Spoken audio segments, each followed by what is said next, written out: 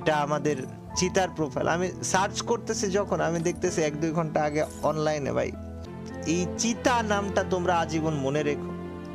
এবং বাংলাদেশের ফ্রি ফায়ারের প্রতি আমার নিজের পার্সোনাল ভাবে রিকোয়েস্ট থাকবে যে চিতা নামটা এটা যেন ফ্রি ফায়ার ই স্পোর্টস এর সাথে আজীবন কানেক্টেড থাকে।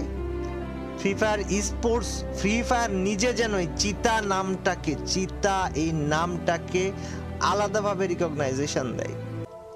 ওর জন্য তোমরা দোয়া করো। মাত্র 20 বছর বয়সে ভাইটা আমাদের চলে গেছে।